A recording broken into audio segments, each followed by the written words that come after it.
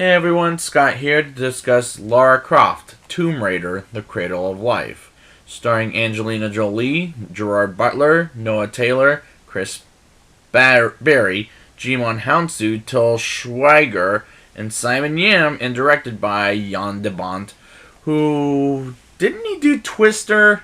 Whatever. But let's get into this movie because this may be Jan's last directing movie for sure. When the movie opens, it doesn't open to Paramount right away. That really confused the hell out of me because we open to water and some wedding and everybody suddenly dies. Why?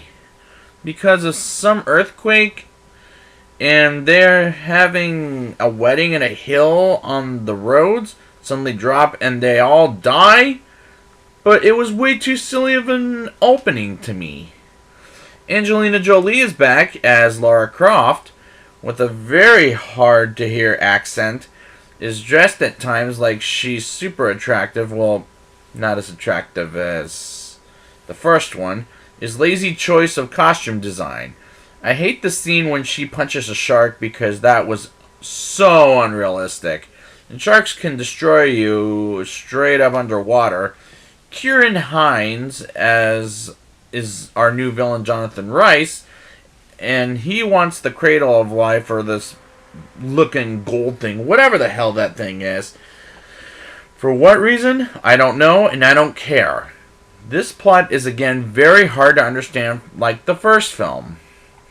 Lara gives the Cradle of Life mission to Terry Sheridan, played by a thin Gerard Butler, with her, who's gained muscle since 300, and his acting is, I'm afraid, pretty awful in this movie, but don't get me wrong, I like him better in 300 than I do here, or The Phantom of the Opera, where he couldn't sing.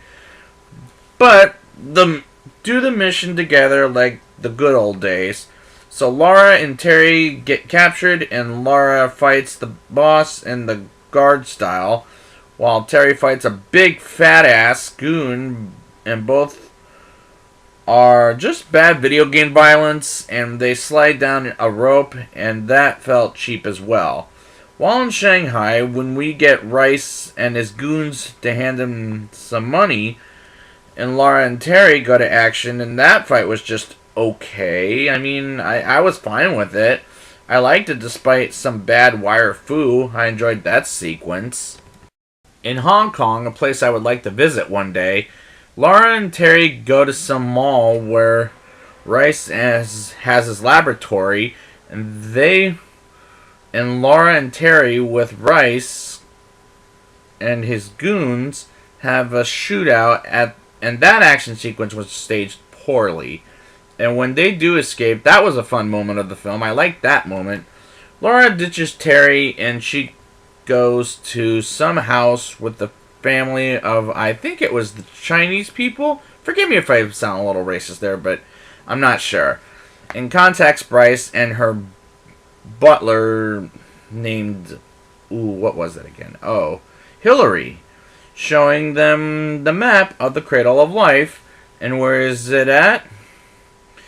And she goes to Africa. It's in Africa. And she goes there, and we meet Jimon Hounsou's character, Kosa, who is a good presence in this movie, and I like his scenes with Lara. So Rice comes back and shoots some of the Africans and forces Lara to take him to the Cradle of Life. Meanwhile, we get some demonic guard-looking baboons, Bigfoots as they call them, and kills some of Rice's men. And Lara puts a golden ball in Pandora. Oh, that's what it's called. Whatever.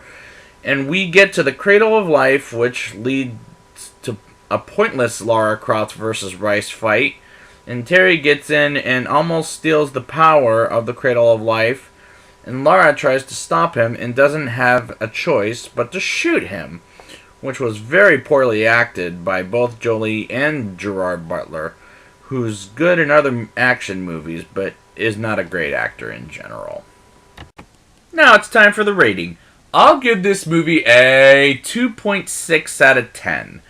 This may be the most pointless sequel ever made, This action is bad, the acting is bad, and the story is really hard to follow, and I do not know why this movie was made in the first place. Time to reboot! So I'd like to thank you guys for joining me, and I will be back with the reboot next week with Alicia Vikander, and until next time, get the controllers ready.